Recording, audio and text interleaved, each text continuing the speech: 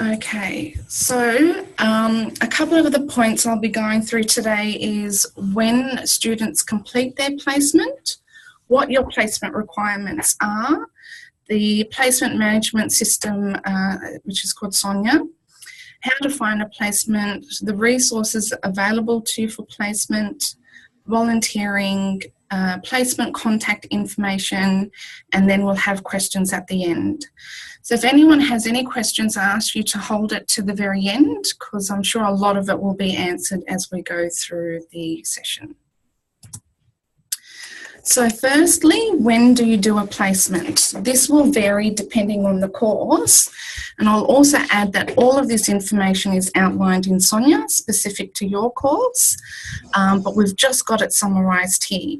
So for Bachelor of Counselling and Coaching students, all of your first 8-year units and 4 of the second-year units must be completed before undertaking a placement. What you see on the screen here, that's the very minimum. We do highly recommend students do placement in the very final year of your studies so that you've got all the theory you need to bring to practice. So even though you may be eligible after completing all of your first year units and 4 second year units, we still highly recommend you leave placement until the very end of your degree. There's a couple of highly recommended units in each of your courses. For some students it's electives and some they are core units, but we've got a lot of agencies who have it as a criteria that students complete either the group work unit or alcohol and other drugs. So just consider that in your planning. If that's an area you want to look at, then if in your course it's an elective, that should be something you could consider to complete as part of your studies. So placement requirements, there's slight variations in each course, but for most of it, it's exactly the same. So for all courses, it's 1 placement across 2 trimesters. So that's just 1 placement across 2 of the ACAP terms. The hours are a minimum of 200 to 240, depending on your course. So for the Masters, it's 240. For all other courses, it's a minimum of 200 hours. Now, again, that's just the minimum requirement. Most students do much more than that. Placement is to be done 1 to 2 days per week. Some agencies require 2 days per week and some only have 1 day per week, but that's mostly what students complete, 1 to 2 days per week. If you're currently in a workplace where you think you can do your placement where there is counselling available, that can be considered. So just have a conversation with your placement coordinator about that. The other thing is your placement must extend over a period of 7 to 9 months. So that's the 2 ACAP terms. And regardless of whether you're doing placement 1 day a week or 5 days a week, it still has to extend over a 2-term period. We have had some students who've thought if they did the 5 days a week and got to the 200 hours that they can finish. That's not the case. There's absolutely no exception to it.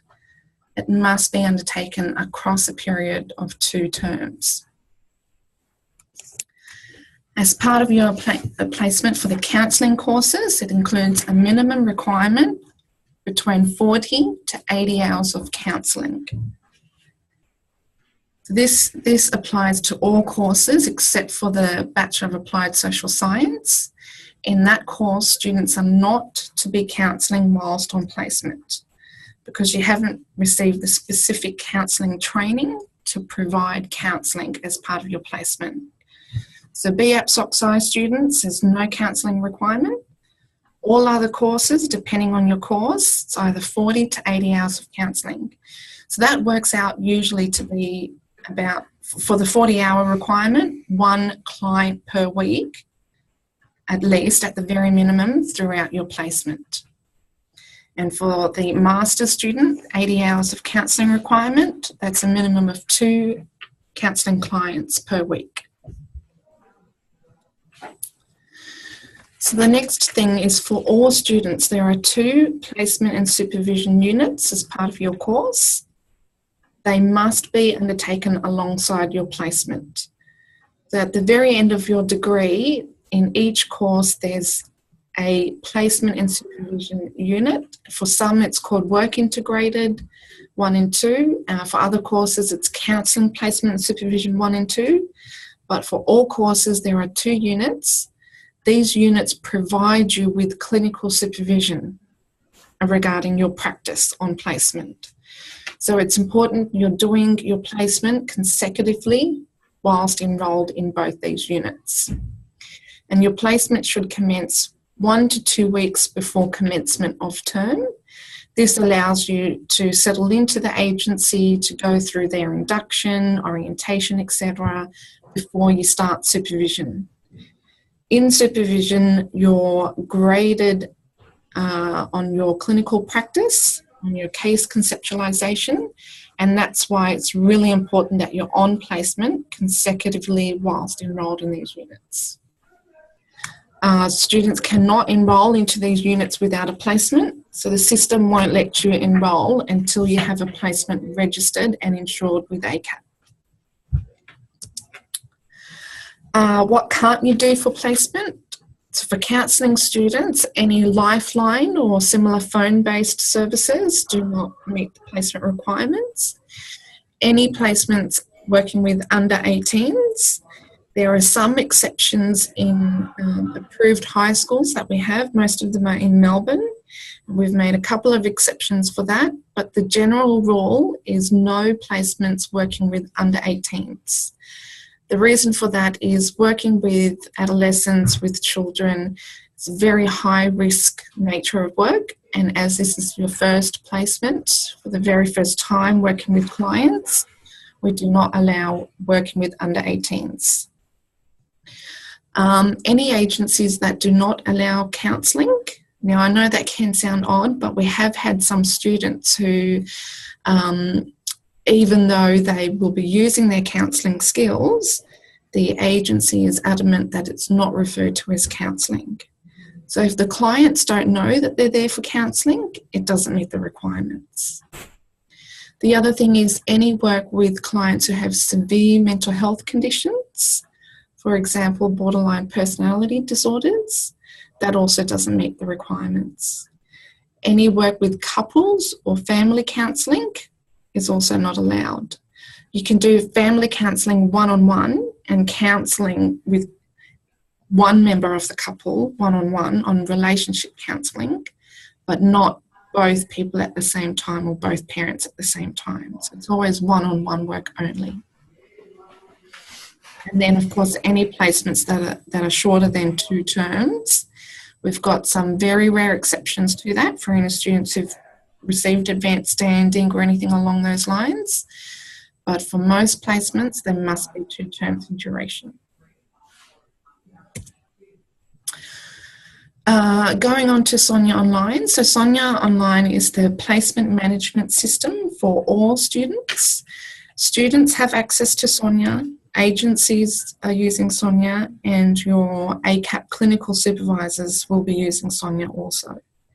Sonia is used pre-placement as well as on placement. So everything to do with placement is available in Sonia. Students get access to Sonia at a certain point in their degree. So for undergraduate students, you'll receive an email after the 8th unit. No, I'm just doing a webinar thing. I'm sorry, I'm just going to meet someone there. Yep. And for postgraduate students, they receive an email after completing the 3rd unit. This does not mean that you're eligible for placement. You get access to Sonia to start preparing for placement, to start looking at a resume, applying for a criminal record check, looking at agencies, etc. So I think a lot of students have received the email thinking that that means that they're eligible to start a placement. It does not. It's just to start preparing you for placement. And again, placement should be completed in your final year of study. So how do I find a placement? Each student is responsible for finding their own placement. There are a number of resources that we provide. One of them is being a database in Sonia. Now, that's a database of all the agencies we've worked with before who've had a student with them on placement before. It doesn't mean that there is a placement available, it just means that potentially there is a placement available. So often students will call up and some of them might say they're full for this year, some of them the agency supervisor may have moved on. So it's not a list of guaranteed placement opportunities, it's a list of agencies who've had students in the past. So that's one way of getting your placement. The other way is we offer what we call available placement opportunities at the beginning of each term for the following term. We have a number of agencies we've partnered with who offer regular opportunities each term for ACAP students, and they're advertised to students at the beginning of each term. An email is sent out to all students with 2 attachments. One is the opportunities with a list of all the agencies, what they do when they start, and the second is an application form. But I need to remind everyone that those opportunities are very limited. So unfortunately, we don't have enough for all students. We have, depending on each campus as well, it varies between 60 to 70% of students will be placed through the ACAP opportunities. The remaining number are placed via students and their own searches.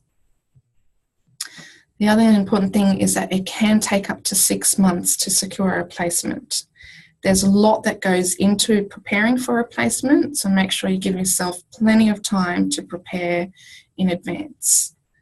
There's a lot of things to consider. Some agencies require immunisations, some require an updated criminal record check, so make sure you plan well in advance. Now, volunteering, very important to securing a placement. Any students who've had any prior volunteering experience, it is highly considered when agencies are considering applicants. The other thing is that it's also good for you as students to work out where it is you want to go, what you want to do in your career, whether you want to work with women, whether you want to work with drug and alcohol. It gives you just that extra bit of experience for you to proceed in your placement and be successful in obtaining a placement, completing a placement. So in Sonia and as well as our ACAP website, we've got a link to any volunteering opportunities we're aware of.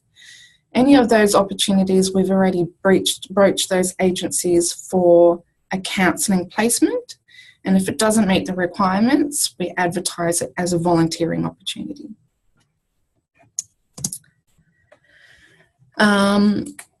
Sorry, let me just go back. So the other resource we've got is a placement preparation workshop. We run a 2-day workshop at the end of each term. So it's at week 14, which is the week after the end of term. A number of topics are included in there. So we look at how students can successfully secure a placement, some tips for students there, how to prepare for placement. We go through the placement requirements, and we also go through their performance expectations on placement. So this is available for all students. There's no cost for it at all. Again, an email is sent out to all students in Sonia with enrolment information, dates, etc. So if you receive that email, I do suggest that you consider attending, as there's a lot of important information throughout those workshops. The other thing we have is the Counselling Placement Expo. This is held annually each year, once a year. The last one was just held in October in Sydney and the beginning of November for Melbourne and Brisbane. For those of you who are still in your first year, we do recommend that you attend the expo next year. It's a great opportunity to meet with agencies, to have a talk about what you can expect while on placement, what kind of experiences, and also creating a list of potential placements you would like to apply for in the future. So just keep an eye out for that. We usually advertise the expo information 3 months in advance, so just look out for that next year. How to contact us. Our contact information details are available on the ACAP website for the Sydney campus, Brisbane campus, Melbourne and Adelaide. Within each of those campuses, there's 1 or 2 placement coordinators.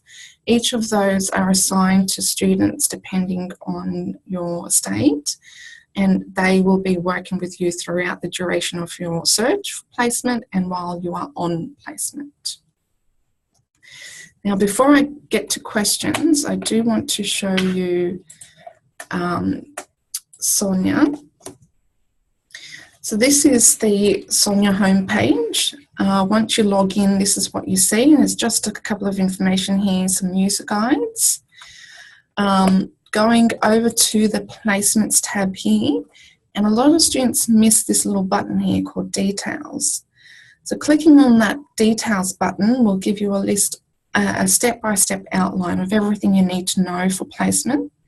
And this review button here is the list of the agencies that I mentioned before who have worked with ACAP in the past. So just make sure you go through both of those buttons, and I'll just quickly show you what it looks like. So in the details area, we've got all the information you need. We've got our planning calendar for students if you want to enrol in your first supervision subject for term 1, then when you should be looking at starting your placement and finishing your placement. We've got the prerequisites up here, your enrolment guide, and then we've got a step-by-step outline for placement. So understanding your placement requirements, the basics of placement, supervision, criminal record, working with children check, your resume and cover letter, preparing. Then we've got the agency placement resources, so all the links of searching for agencies in your area. And then finally we've got registering and confirming your placement with ACAP. So that's the pre-placement. Now, a lot of students think once they've got a placement, they don't need to go back into Sonia. But that's not the case, because Sonia is also used throughout your placement. And I'll just show you quickly what that looks like as well. So again, when you're on placement, this space will change. You'll be in a different group, and for here it'll be renamed. So in the last group, you would have been in a space that's called pre-placement information. And then once you're on placement, the space changes to the term, the year, and student placement information. So in this space is different. It has an outline of all the forms you need to complete throughout your placement, your experience log, learning contract, mid-placement review, etc.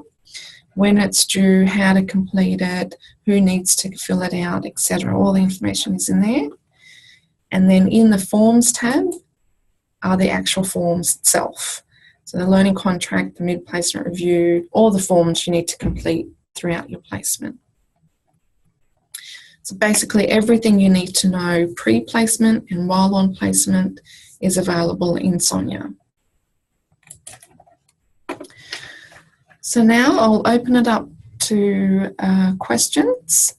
And if I can get you to just unmute for anyone who has any questions.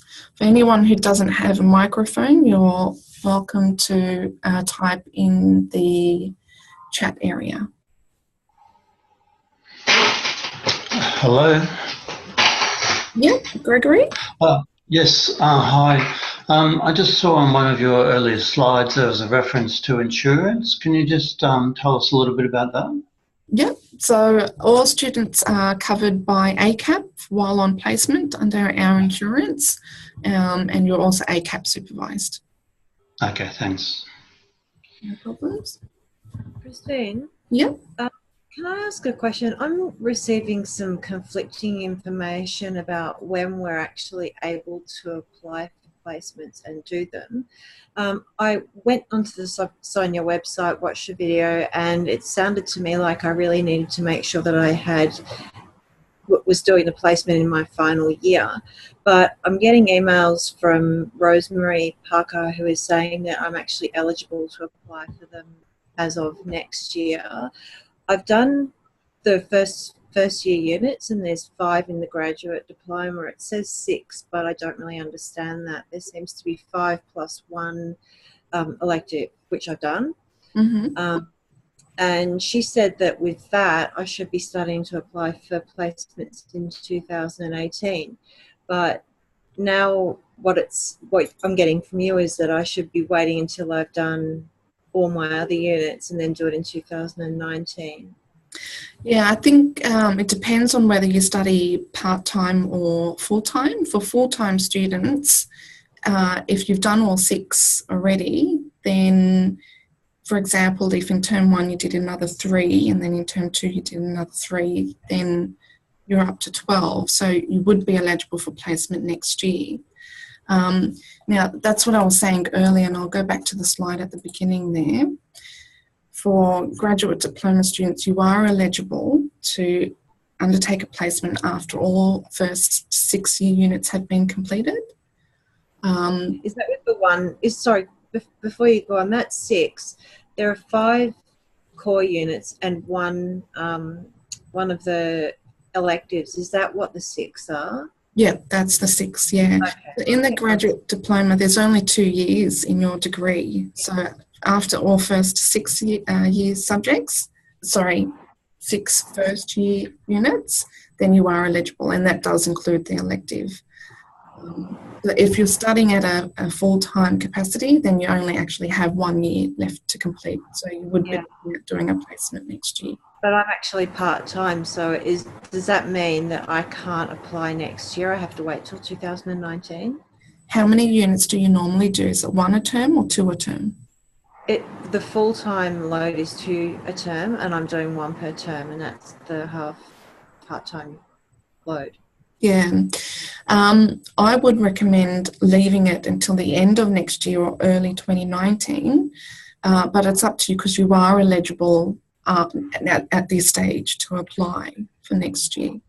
Okay, thanks. No problems. Christine?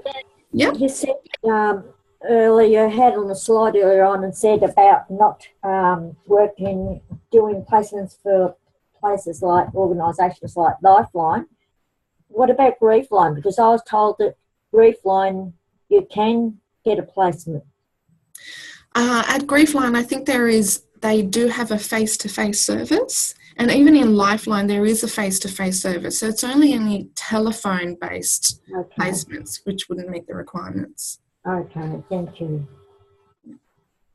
Oh, Christine? Hi, can I ask a quick question? Yep, sure. I'll quickly just ask. I currently work as a teacher, so I was wondering, because I have got a teaching degree, am I allowed to work with adolescents or children, or still no way? Yeah, you'll have to speak to your coordinator about that, because there's a couple of things we look at for students who want to work with children, and that is that you've had secondary training, especially in mandatory reporting and things like that, and what experience and what other training you've had before. So just raise that with your placement coordinator and they'll advise you on that. Thank you. Hi, Christine. Sorry, we'll go with, is it G. Jukes? Because sorry. Yeah. And then we'll come back to you, Lena. Yep. I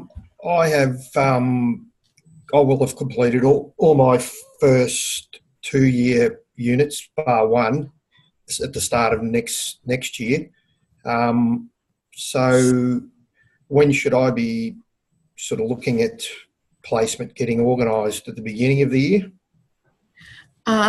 Sorry, are you in the Bachelor of Counselling? Yeah, Bachelor, yeah. Yeah.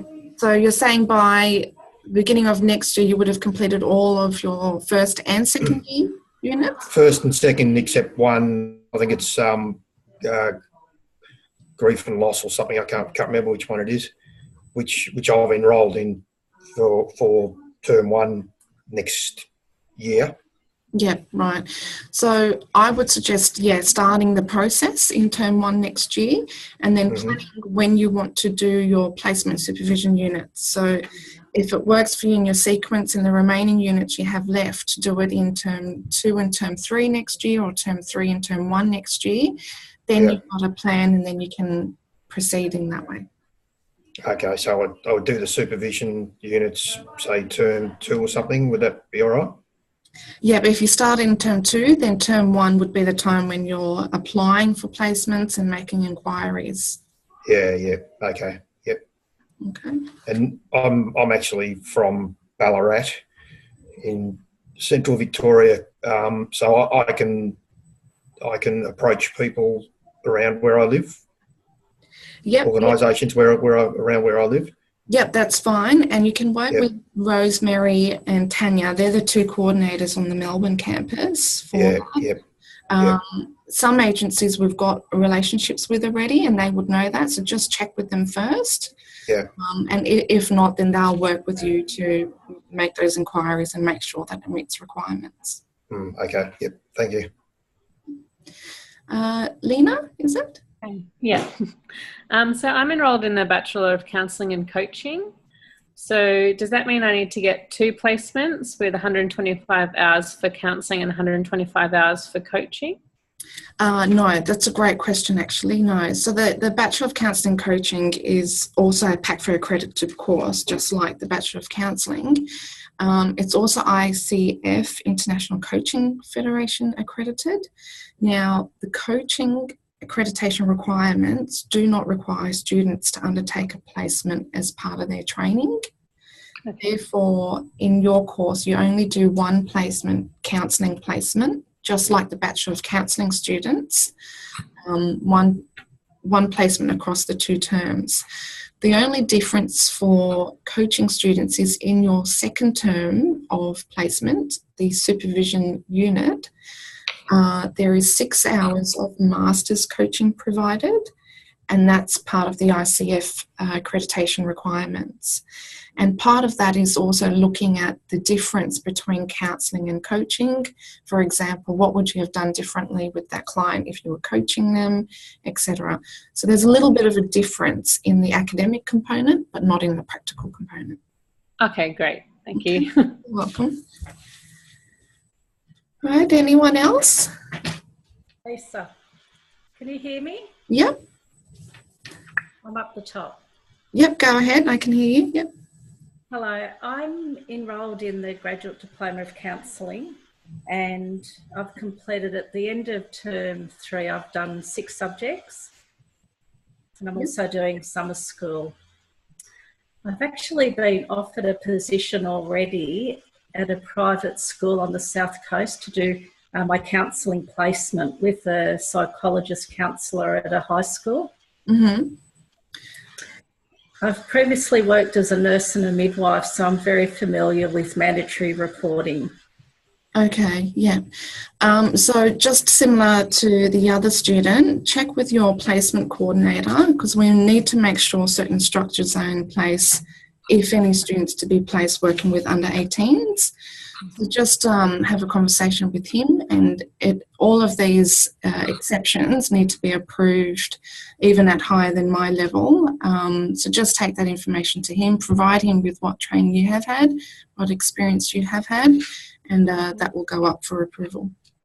So who do I actually contact for that? Because I was hoping to start, I've been approved by the school. I was actually hoping to start term 1 next year. Yeah. What state are you based in? Are you in New South Wales? New South Wales. South Coast. Yeah. So Aaron Connolly is your contact. There's also a generic email address that he also looks after, the student placement sid at acap.edu.au. So you can send your email there and he'll get back to you. Okay, great. Thanks. Hi, Christine. Can you hear me? Yes, Karen? Hi. Yep. I've got a couple of questions, please. Mm-hmm. The first one is about the timing of the placement. I am eligible to start at 2nd term next year, but I I guess there are certain advantages in leaving it later in that you've got more, well, first of all, you can show the agencies that you've done more subjects, so they're more likely to want you. And secondly, you're able to build on, you know, a bigger foundation when you do it. But like, it sounds like not many people do that. They'll mostly do it as soon as they're eligible to do it, and that usually seems to be okay for the agencies. Is that right? Yeah, in the first year of study, and well, depending on which course as well, all of the required counselling training had already been provided. And a lot of the years towards the end, for example, in the Bachelor of Counselling, there's the... Graduate diploma, yeah. Oh, okay. Yeah, so in the end, there isn't specific counselling training towards the end of the degree. So that's why students are eligible at certain stages. But I feel, and I think most students actually do leave it towards the end, just so that you get most of your study through. You've got all the theory that you need to bring to practice.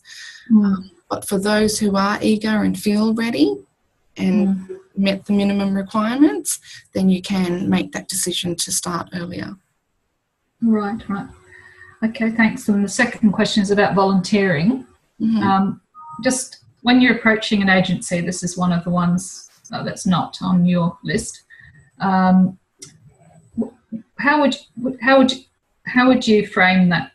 Would it be in terms of I'd be interested in doing a placement later on, and also available to do volunteering that will give you the chance to see whether you still want me for placement, and give me the chance to see whether this is where I want to go as well? Is that kind of the approach?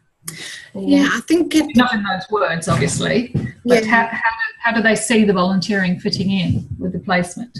I guess is what I'm asking. It depends on the agency. We have some agencies where they don't provide counselling, but still it gives students the experience and they can observe the counsellors who do work within those agencies, how it works, and the methods that are used, the model, the framework, seeing the entire bigger picture, just not the one-on-one counselling, especially because a lot of students come through and they don't know what client group they want to work with.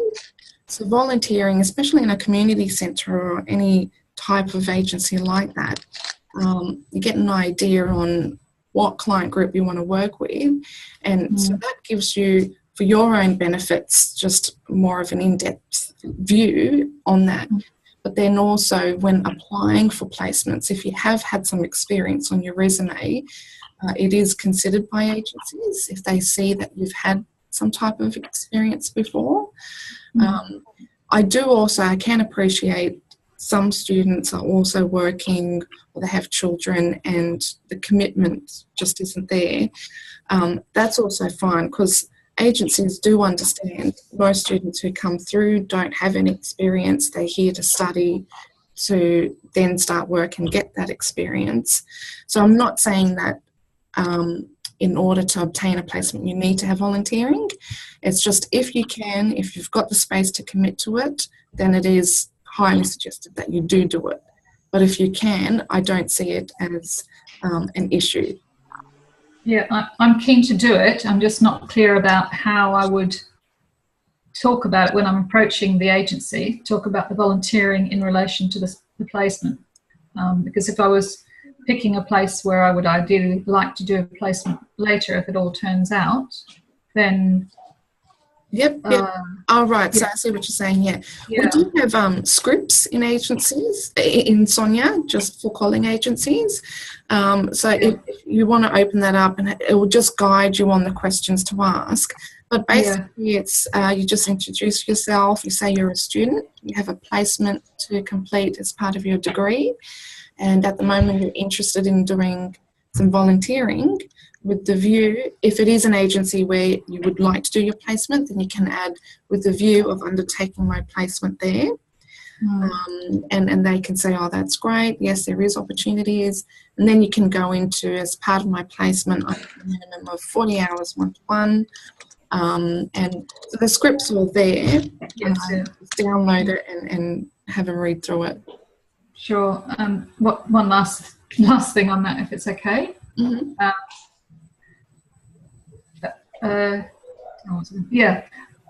If it's an organisation that mainly does counselling, they don't have other services, what would a volunteer do? Depending on the agency. Some students are in private practices and they can do some research as part of the agency. Some other agencies have students doing casework, some referrals, community development. It really depends on the agency. But the range of different experiences is wide and really varies.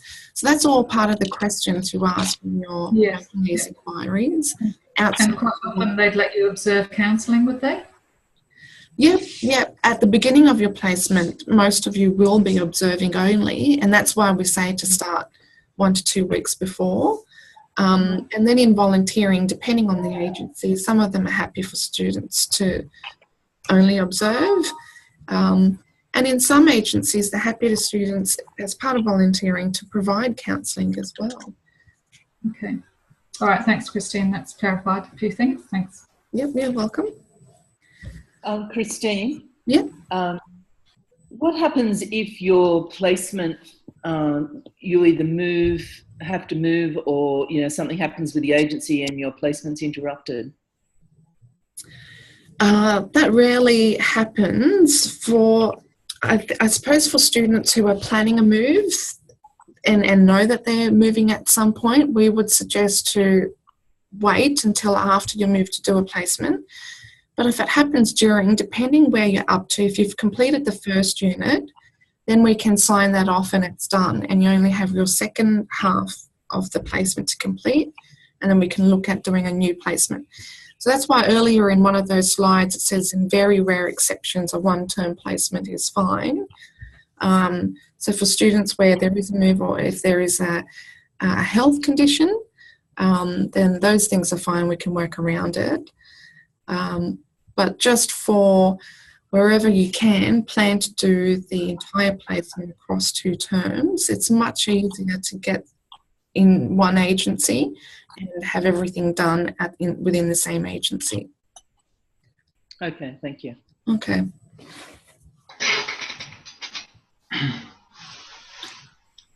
All right, is there anyone else? I was just wondering how we get access to Sonia. So you'll be sent an email. I'll just go back up to the slide. So undergrad students will get an email after their 8th unit, and postgrads receive the email after the 3rd unit. So at that stage, you get an email with the link to Sonia and your login details. If you want it now, I can arrange that for you. It's just we had set it up this way because we didn't want students bombarded with all this information in their first year of studying. Is that something you want now, Gregory? Or? I might just go back and look for it. I think I may have received ones a fair while ago, so I'll have a look. Yeah. If you can't find it, you can just send an email to the placement email address, and then we can send you the link and login details. Okay, thanks. Okay. All right. Is there anything else from anyone? Any other questions? No? All right. Well, thank you all for coming. Yes, there is something in the written area that is still waiting to be answered. Yeah. Oh, sorry. Let me just have a look. Thanks for that. There's some sound problems. Okay, does project need to be attached to placement? From Julie Louise. No, it doesn't anymore. It used to be. I think it was 2 terms ago, students had to do placement alongside project, but we found it doesn't work. So now project's separate to placement and to supervision, and students are given a simulated project to do as part of their assessment for the project units. So you no longer have to worry about aligning project to placement. Who is the placement officer for Melbourne? So that's Rosemary and Tanya. But if you email the student placement MELB, M-E-L-B, email address, one of them will get back to you. And then from Martina, can I please ask, where do you find the list of available placement opportunities? Okay, so with that one, there's the database in Sonia, and that's where just all the list of agencies are. But we email out the placement opportunities available for each term. For term 1, this was already emailed out at the beginning of this term. We send the opportunities out really early, beginning of each term, just for allow to students who weren't successful in those placements to make their own inquiries. So Martina, if you haven't received that email, you should contact your placement coordinator to see what... Okay, so you didn't get the email. I might ask your coordinator to look into that and give you a call, because you should have gotten that.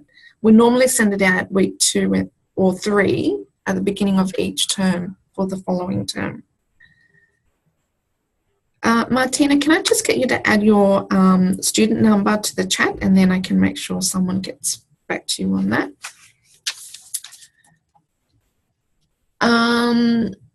And another question there, Anita Crows, is she not a placement? Okay, so Anita was the admin placement coordinator nationally. She worked across all campuses for very general inquiries.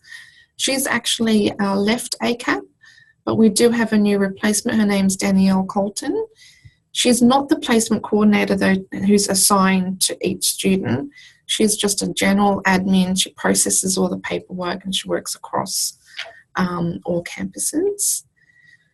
And okay, I think that's it. Thank you, Martina, for your student number. I've got that. All right, well, thank you everyone again for coming. If you think of any other questions, feel free. I think you would have gotten my email address as part of the invite for this, so feel free to give me a call or send me an email, and I'll either respond or one of my team members will respond. So thank you for your time and coming today. Thank you. Thanks, Christine. Thank you. Thank you. Bye. Bye. Thank you, Christine.